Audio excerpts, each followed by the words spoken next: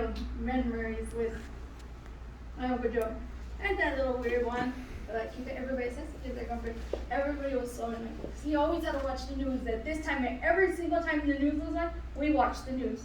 The news was always on, and then it was Jeopardy, and then Wheel of Fortune. So we had no TV. Uncle Joe had a TV, pretty much. I didn't do that.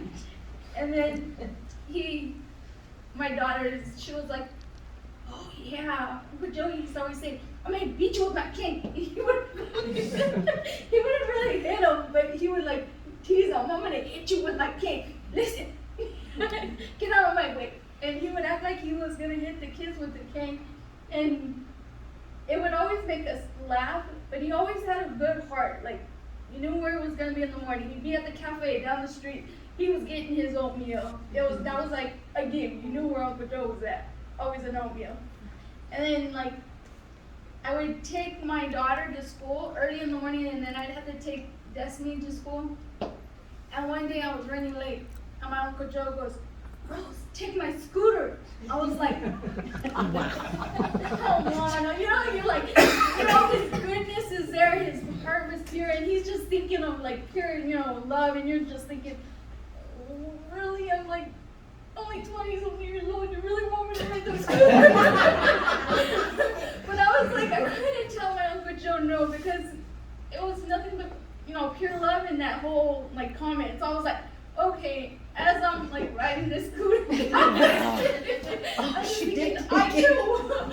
could totally walk faster than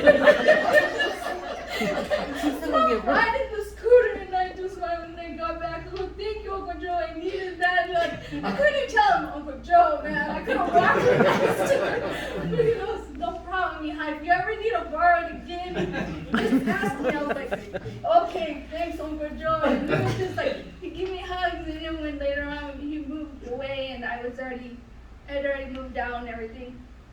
And every time when I seen him, I'd always give him a hug, and I'd just hug him and squeeze him. Because even though he had those little pet peeves, like always freaking news and always. That's why I gave him his own TV.